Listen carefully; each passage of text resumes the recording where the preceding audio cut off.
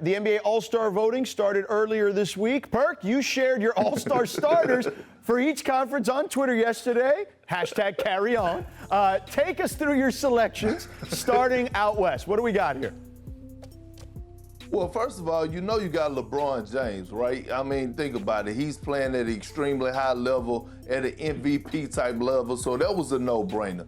You look at Stephen Curry, a guy that probably if he wasn't playing with the Warriors, they probably would not have won the game this season. So almost averaging 30 points a game. Look at what Dame Lillard is doing, being the Dame Dollar that we know, putting up almost 30 points a night. And then you talk about Big Jokic, the Joker. His number speaks for himself. Jamal Murray hasn't been playing up to par like we expected him to play. We thought he was going to take a tremendous leap this year after what we saw in the bubble, and he hasn't. So Jokic has been carrying this Denver Nugget team, and I would never question a great Greg Popovich again. When he make a comparison like he did saying that Jokic is the new Larry Bird, I believe him, okay? And then Paul George. I know everybody want to talk about Kawhi Leonard, and rightfully so, but Paul George is having one of the best seasons of his career. Yeah. He's shooting 50, 49, 50, 48 from the three, and 90 from the line, or some ridiculous stat number like that, and he's playing some inspiring basketball, and guess what? He took a lot of heat in the bubble. He took a lot of heat this offseason. He said that people were going to pay on the All the Smoke podcast, and he's showing up. So not only is he talking the talk, but he's walking the walk. And that's how I selected my All-Star starters in the Western Conference. Do you and Vince got a problem with it, George? Okay, let's go with Vince first. Vince, what do you think about Perk's selections? I like the selection. There's only one person that is kind of question, if you would, and it's Paul George, and everything you say is 1,000% correct. But what about that guy in Dallas by the name of Luka Doncic?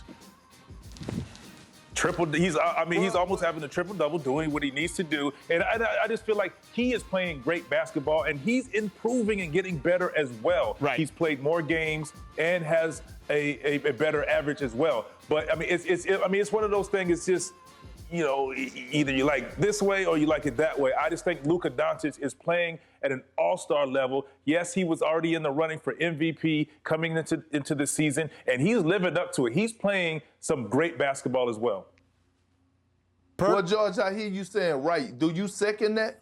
Well, no, I think that Luka is in the conversation. I probably wouldn't put him over any of those guys that you have at the moment. But the one guy, if I had to think of one guy that I think was also omitted on that list, and I don't have a big problem with your list, but Spider Mitchell, Donovan Mitchell has been fantastic. He's on the #1 team in the Western Conference. I know this may be blasphemous because I think Steph Curry is a transformational, transcendent talent. But if we're talking about this particular season, okay, I may put Donovan Mitchell in there ahead of Steph this particular season. But I ain't going to fight you on it. Well, first of all, I would never fight you because you'd kill me. But number two, but number two, I wouldn't fight you on it because it's just close to me. Like, I mean, if you went with Steph, I ain't going to argue too much. Yeah. Okay, well, let me say this, George, and you have a great point.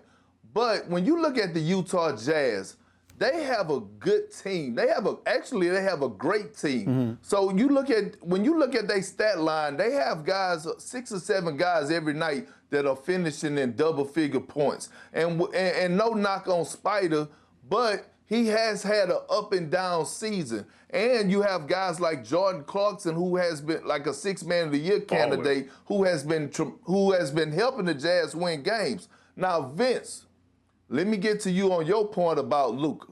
Yes, Luka is putting up those monster numbers that's showing up in the stat sheet.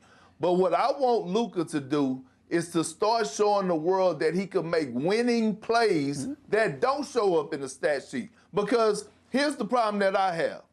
Everybody criticized Russell Westbrook when he averaged a triple-double, saying it doesn't translate to winning basketball, but we do not keep that same energy when it comes down to Luka. Vince, what do you think? I'm going to say this. I think without Luka on the floor, though, Dallas doesn't win either. Yeah.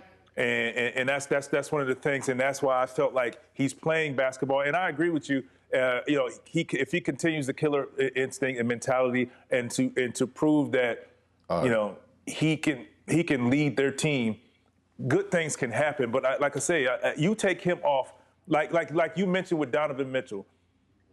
The games that he hasn't played, they're still winning. I think if Luka's not in the game or not playing for them or missing games, Dallas doesn't win. Yeah, no, that's a fair point. I mean, he is a one-man band in a lot of cases there with the Dallas Mavericks. Well, they're not.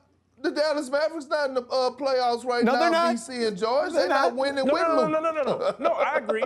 But where would they be if he wasn't playing? Right, they'd probably be the worst team, arguably, in the conference for sure. So. Thanks for watching ESPN on YouTube. For live streaming sports and premium content, subscribe to ESPN+.